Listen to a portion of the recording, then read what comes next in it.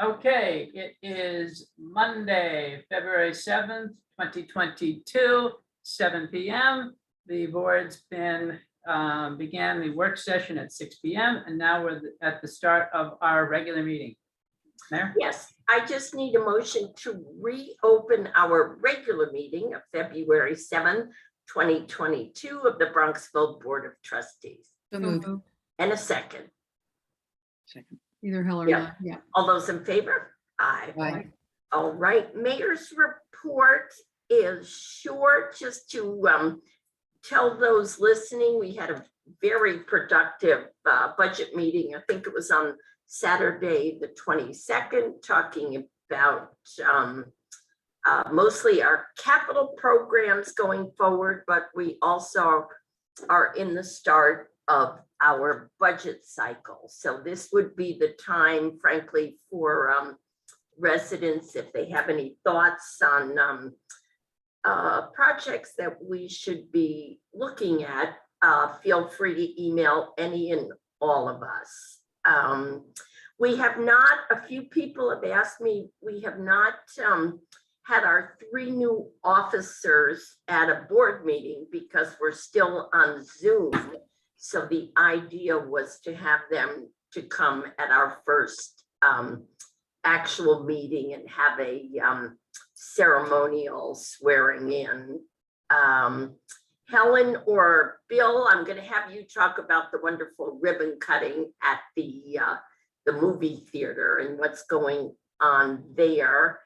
And just Trustee Behrens and I have been working with Congressman Bowman, and he brought up the Army, and Mr. Palmer have brought up the Army Corps of Engineers and the State Environmental Department to focus on perhaps a unified Bronx River community effort at dealing with flooding along the river.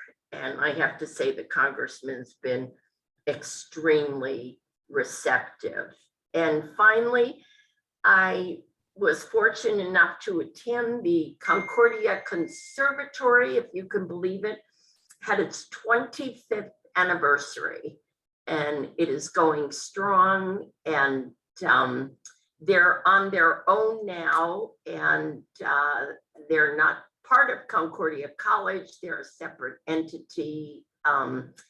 And they actually, at their fundraiser, raised $250,000 to keep it going.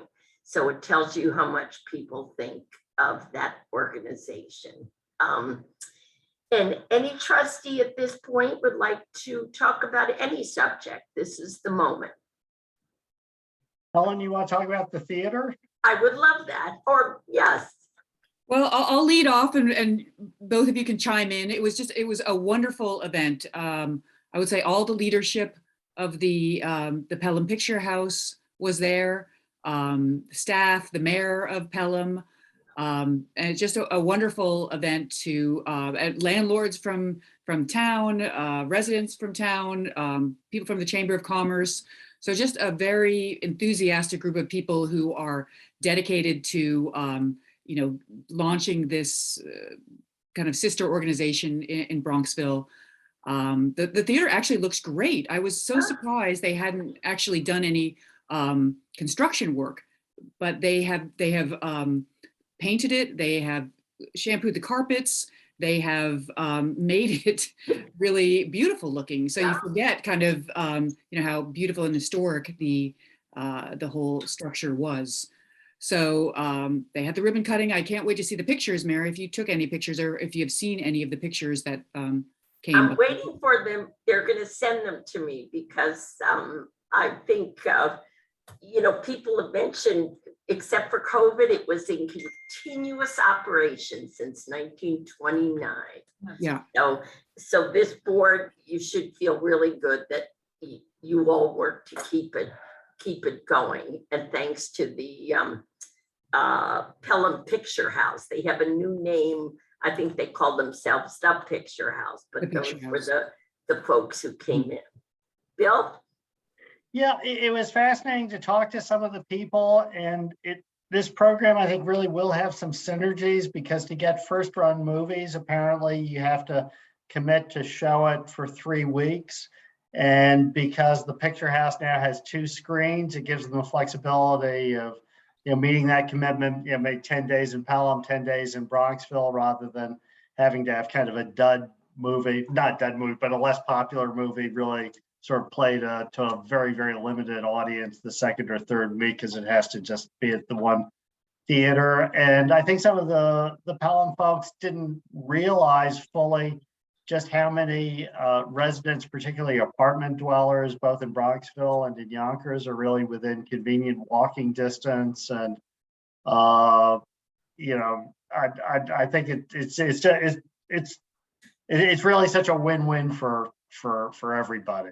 And, hopefully the community will provide a lot of support, particularly in this first year, to sort of cover the hump period of transition to new management. And obviously there's still COVID, but as that goes by, I think all of us should sort of say, well, maybe we could see it on, Netflix or on cable, but, it'd be fun to go down and see it actually on a big screen. Well, they did mention they were, I guess, going to be having kind of an Oscars movie Best Picture nominees showing. So it's a nice time of year to do that, to get the buzz out for, because a lot of those movies, people either not on Netflix yet or they're not on HBO Max. And it's nicer, obviously, to go to our theater in Bronxville than trekking out. Any other, Mary, Trustee Barrett? Well, I might add that the Picture House is also planning a gala event for Thursday night, this coming Thursday, for the kind of the official. You guys were at the ribbon cutting, but this will be the official opening of the inside of the building with programming, and then they will commence regular operations starting the following day on Friday. So it's going to be open starting next Friday after the gala, and they obviously are looking for memberships, people to buy memberships, and you get reduced ticket rates, and they'll have that available as well. So we could show a lot of village support for the Picture House. Yeah. Any other trustee comments on any subject? Okay, seeing none, we will go to Mr. Palmer for the village administrator's report.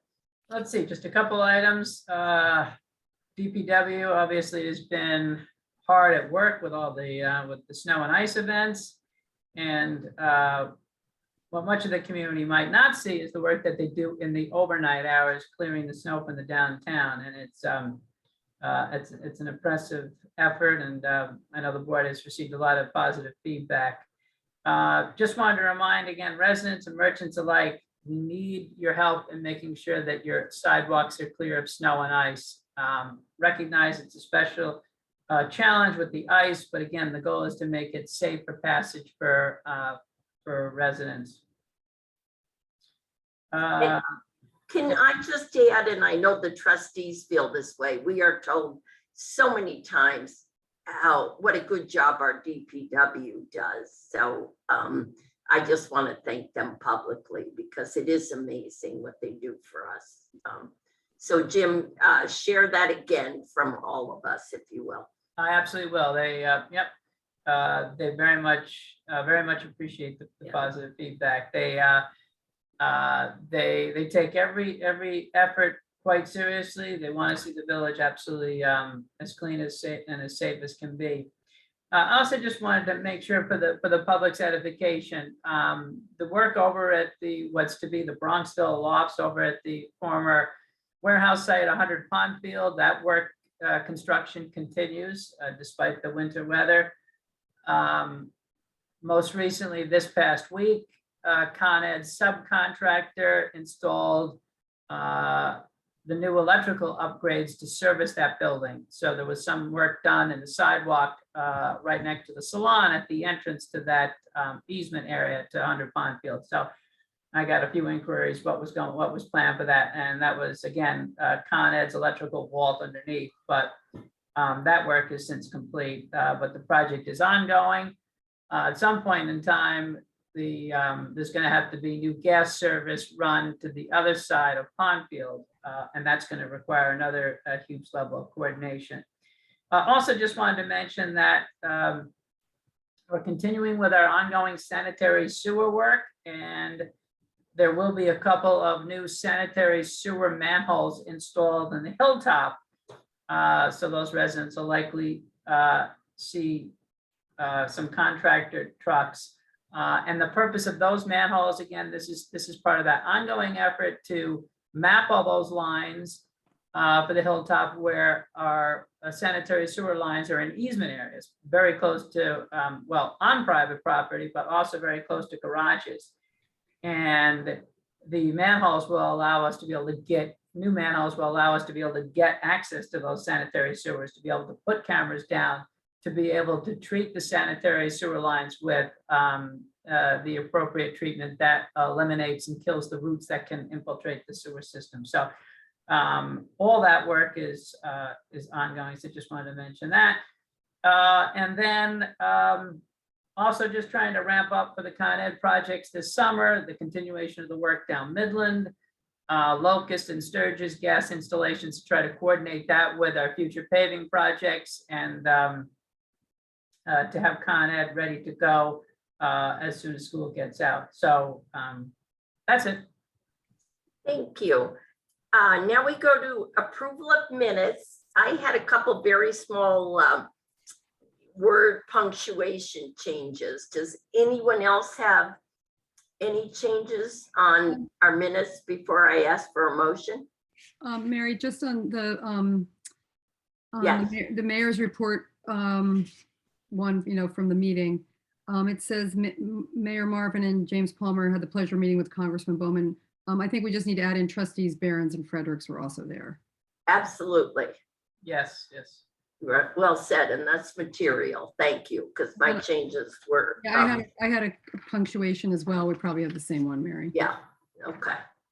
All right, then I need a motion to approve minutes from January 10th work session, January 10, 2022 regular meeting, and the work session I spoke of, January 22nd work session. Do I have a motion? I'll move it. Okay, Deputy Mayor moved it, and a second. Second. Okay, all those in favor? Aye. All right, Mr. Palmer, on to first resolution. It's the long-awaited for a lot of people who live in Alden Place, Craft Avenue, those who use in particular the Reformed Church Nursery School, to upgrade the traffic signal at Midland and Craft Avenues. Yes, and as we discussed in our work session, Mayor, the first component of this will be to, in short, install new conduit across Midland Avenue as well as Craft Avenue, allowing us to get that pedestrian signal off the loop that currently exists, where it's been on default, and in other words, it's been operating without a pedestrian even crossing, and it's added to the traffic concerns. So appreciate everyone's patience. We weren't able to get the contractor that everyone in the county contracts with, Verdi Electric, out in the fall. They're prepared to start this week. They've already done the mark out of utilities. So if the board would authorize the initial work of $56,829 to, again, upgrade all the conduit and wiring, which will give us more flexibility with the operation of the signal and the timing on Midland and Craft, as well as eliminate that automatic pedestrian count, in conjunction with also authorizing additional funding, which was identified via alternates on the bid from Verdi Contracting, which will allow us to also put LED signals in where we don't have LEDs, which will also help with the brightness of those signals. So while one of the poles over on the Alden Place side does have LEDs and is relatively recent, the other ones are older, and the pedestrian signals are also older. So we'll replace those with LEDs. And then the final alternate is to either install in-ground loops or overhead camera technology that would allow us to automate the system based on when a vehicle hits the loop.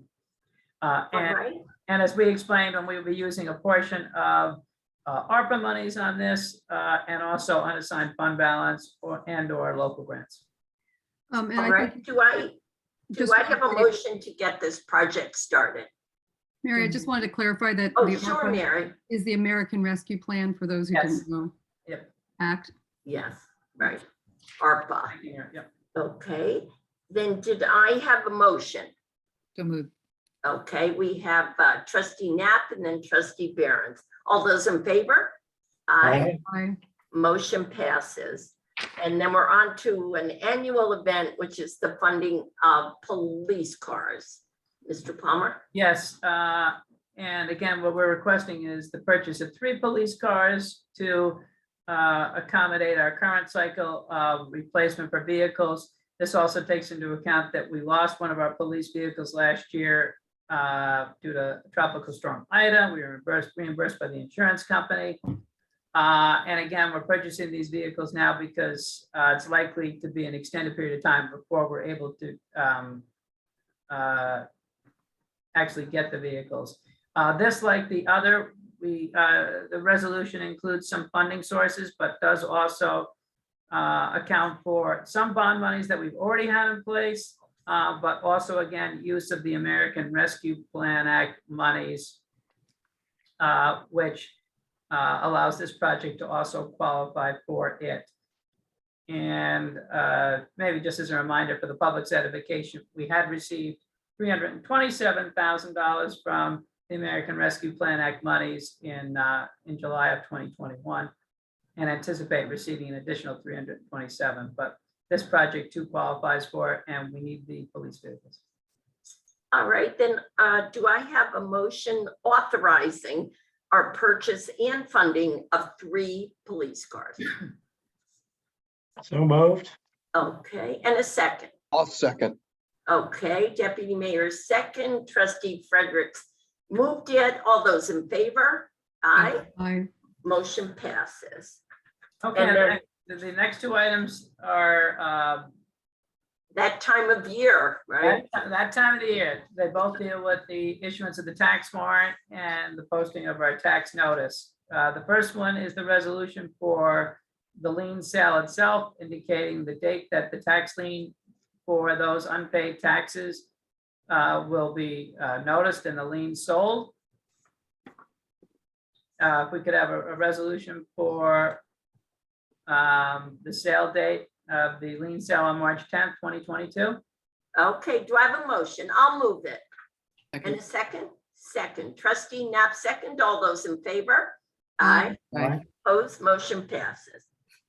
Yeah, Jim, I think in the work session, you noted that although the form of resolution talks about people possibly being entitled to an adjournment because of COVID, that adjournment has expired because of COVID reasons. So Correct. So that hardship is no longer in place. So the second resolution is actually the list of unpaid taxes as of, I think this was as of Friday. And as we mentioned in our work session, the list is not, is consistent with past years. Again, the treasurer and our deputy treasurer make great efforts to reach out to everyone via phone, via letter, via email, and are usually able to get the actual lien sale down to a handful of properties, either 5 or 6. But what you currently have is the list of properties. By law, we have to list what's outstanding, the interest, etc. So if we could just have a resolution to approve that list, and that list that you have will simply be amended to Trustee Fredericks' point to take out the ability of those suffering a financial hardship due to COVID-related issues to be entitled to an adjournment of the sale. That legislation had expired in January, so that's no longer valid. All right, then do I have a motion to move that tax lien sale? And again, just mentioning, if anyone has a question about their taxes, just call Village Hall, because we're trying to whittle this list down so that we have as few villagers as possible at this sale. So I need a motion. Motion. Okay, moved by trustee Barron, second Second, trustee Fredericks. All those in favor? Aye. Aye. Opposed? Motion passes. Okay, and on that note, as a reminder to all our residents, we do have multiple ways that you can sign up for the village's notification system, so you can be receiving an email or a text of when your of when taxes are due. And we also always post that information on the village's website. First installments consistent with all villages. First payments due no later than the end of June. And then the second payment is due by the end of December. But again, we've always tried to do an extra outreach to everyone before those dates. But please sign up for village notification. And Jim, I think it's worth noting that the village does not have any leeway in terms of waiving fees. Right. That's dictated by the state. So Absolutely. we State have law. no leeway on that. That's really important for everyone to understand. Absolutely. Dates are statutory, yes. Good Okay, point, because some people get very upset because the state penalties are quite steep, actually, but they come from Albany. Yep, and for that, yes, and for that matter, I believe that whole schedule is also, the schedule of penalties is on the tax bill itself. I recognize that many residents may pay through their escrow account.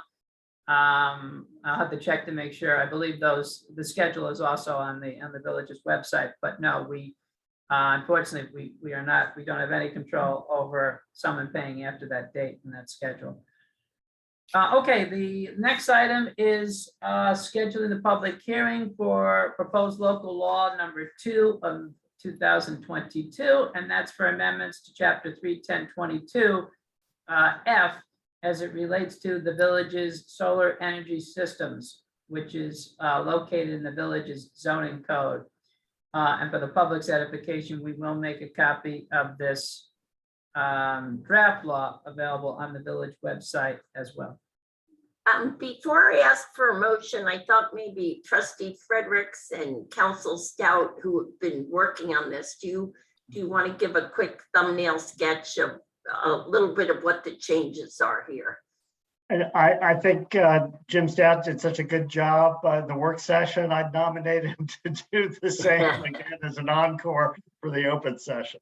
Okay, well, as you all trustees know, Bronxville was one of the first communities to have one of these solar laws. And we've come to the point where I think the trustees have looked at this, particularly trustee Fredericks has spearheaded this, that it's time to update it. So a great part of the intent of this law is to relax some of the restrictions that Bronxville has now on the installation of solar systems, particularly for roof panels in the residential area. So while now the law restricts the area of roofs that can be covered with these panels to 1/3 of the roof and has certain restrictions on allowing them to be placed at all on roofs that are visible from certain streets. The idea here is to relax those restrictions, but also to balance the effects of that on neighbors and neighborhoods by providing for a review of solar panel applications by the design review committee of the planning board, and ultimately by the planning board, who will receive a report from the design review committee. But that process of review before the planning board, design review committee and planning board will be a streamlined process where the required application and application backup materials will be much streamlined from what would be required for a site development application. And the process before the board will be streamlined, in that a normal site plan approval process could take multiple months, but this process is designed to be a one appearance before the planning board, design review board process. The law this law also updates some of the definitions that are provided in our existing law to conform them with current state law and NYSERDA recommended definitions. And it leaves in place the special permit process that is required for solar installations in the commercial zoning districts. So that's my summary of the law.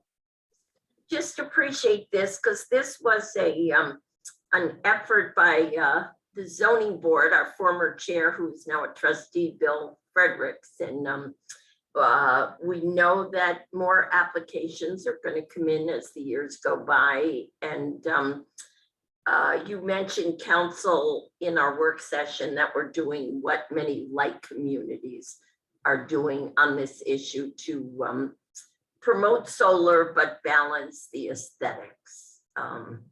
So Trustee Fredericks, would you like to move this?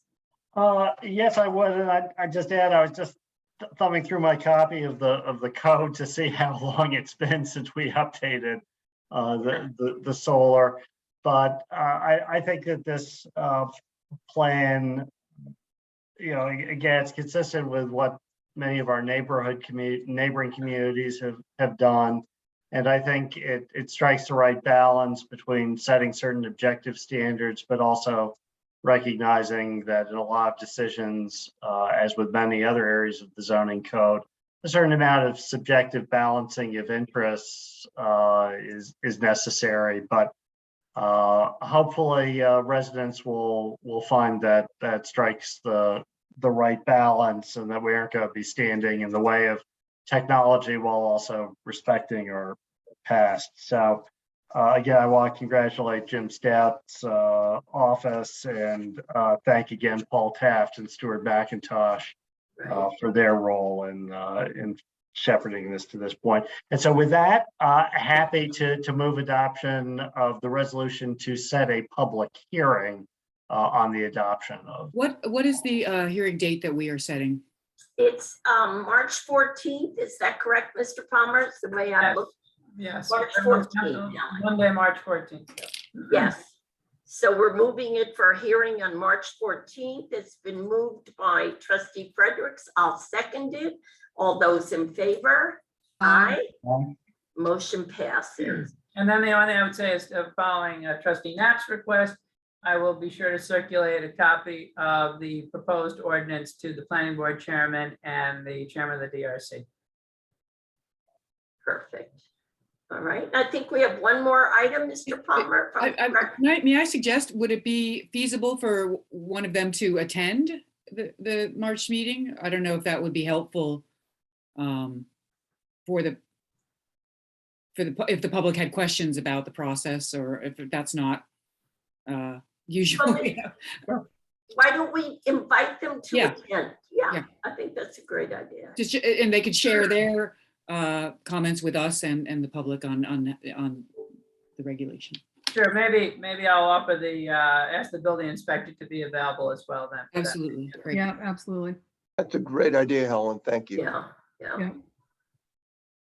Yeah. And also this is something that I think we mentioned at the last work session. If we got the chairs of the planning board and the zoning board and the design review committee, maybe invite them to the work session beforehand, because we had thought that might be useful for village council to just go over some issues that are useful for our board to know, but also for their boards to know. Perfect. And I think, Mr. Palmer, one more item on our list of new business. Yes, it's just you have one small claims assessment review matter resolved by the assessor for a property on Tangawal, 96 Tangawal, resulting in village refunds for the 2021 year of $840.82 and school refunds of $3,431.37. And again, this was for the settlement reached with the property owner for the 2021 assessment year. It just would be interesting for the audience and maybe some of the new trustees that before reassessment, which Deputy Mayor knows was a little painful, we had upwards of 300 of these motions. And so it's really nice when I think we get, handfuls. So thank you to Jerry for this, because it's amazing to only have to rule on one of them. So do I have a motion? I'll move it, Mary. Thank you. Second? I'll second. Trustee Behrens. All those in favor? Aye. Aye. Motion passes. Mr.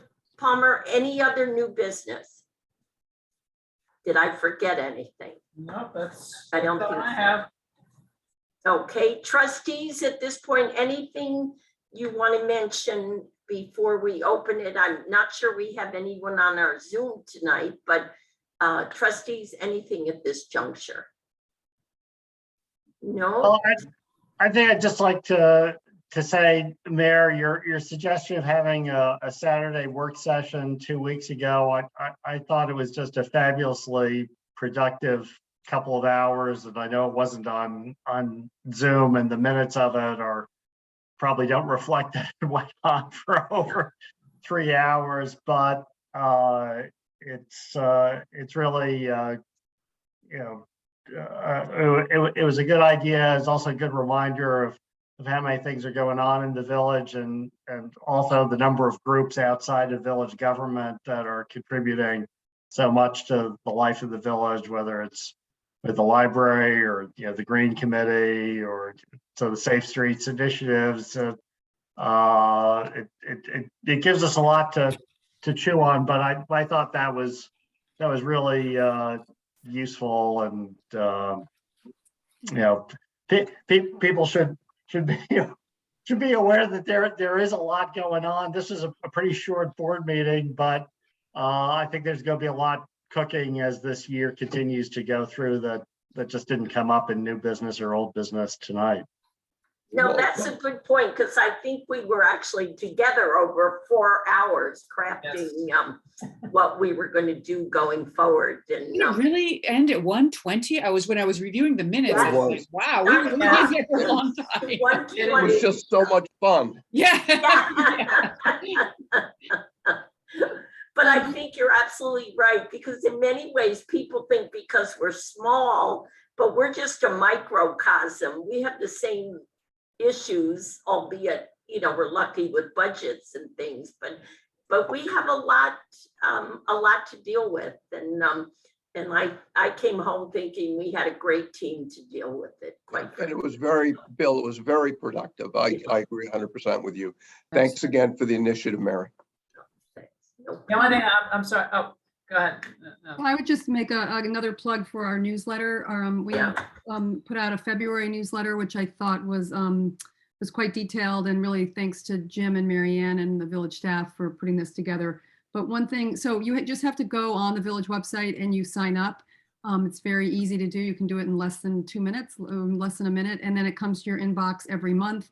It's emailed to you. It's also, the old archived ones are on, the links are on the website, so you can go back and see old copies if you haven't received them. But we did do a particular segment in this newsletter about how all the tax dollars are spent, and I think it's very informative, and I would recommend highly that people go and look at that. We get a lot of questions as trustees, how, all the dollars between Bronxville, the school, the village of Bronxville, the school, Eastchester taxes, and then what is Eastchester taxes is a big bucket, but it's not as large of a dollar bucket, but it's got a lot of topics inside of it, like the firehouse, the county of Westchester, the town of Eastchester, the Westchester County refuse, and the sewer. And so we put that all out in a pie chart. We go through it, and you can really see how all your dollars are spent in a very cohesive way. And Jim and Lori spent a lot of time on that, and I just hats off to that. And it's a really good reference for you to go check out. It's on the village trustee page of the newsletter. I thought it was the best yet, and I watched how many hours you spent, Lori, Jim, and Mary Ann, and the time is amazing. But that piece was, I don't think we've ever done something that is sort of transparent and well researched. So thank you. Yeah. I just want to make a quick shout out to the Climate Smart Communities Task Force. We had another public meeting last week, and I just the amazing strides that everybody in that community has made, Stephen, Jim, to really document so much in terms of these action steps towards getting to the points for certification. that we're aiming for in July. It's just it's a huge amount of really hard labor. And so I just commend everybody on that committee for really taking it on full steam ahead. The new intern that was hired was also on the call. So there's just so much excitement and enthusiasm among the people who are involved. I just want to commend them all. And the new Stephen and intern, Jim. the new intern is from Albany. And so, you know, with everything being online and with Zoom, and she's very interested in the subjects of environmental. And so they hired her, which was great. She came highly recommended. Wow, terrific. Any other comments? Mayor, the only other item, sorry, I just meant to mention, Yeah. we didn't, I didn't bring it up in the work session, but just wanted to make sure everyone did see some of the correspondence that unfortunately I didn't circulate till later. I just got it today from NICOM, just letting everyone know that we are following, as is much of Westchester, the legislation that was included in the governor's budget as it relates to accessory dwelling unit requirements. It's a very interesting topic, and if anybody's listening, I urge you to do a little homework on it, because it, whatever your views on it, it's a sort of a very much a game changer in terms of local control over planning and zoning. So I would urge anybody listening to, it probably will be the biggest thing in terms of legislation, up or down, coming out of this year's legislature. So I just ask people to do a little homework on it. And then Mary, aren't you and Jim going up to Albany on November 14th? The mayor's conference, and that's frankly one of their, you know, one of the biggest issues that the mayors in the state are going to discuss, because the New York State Mayor's Conference is over the weekend. And I don't know if people know, but Jim is head of the entire Managers Administrators Association for the state. So Jim has a major role up there this year. So thank you, Mayor. Any other, is there anyone on the Zoom, on the phone? Nope. No. Okay, seeing none, then I need a motion to close this month's meeting, and we will meet March 14th. In person? Okay, I have a motion and a second. That's in person, yeah. Second. Are we Okay. meeting in person? Oh, I'm sorry. You know what, that's, I hope that's your so. ears, that's the plan. Yep, that's the plan right now.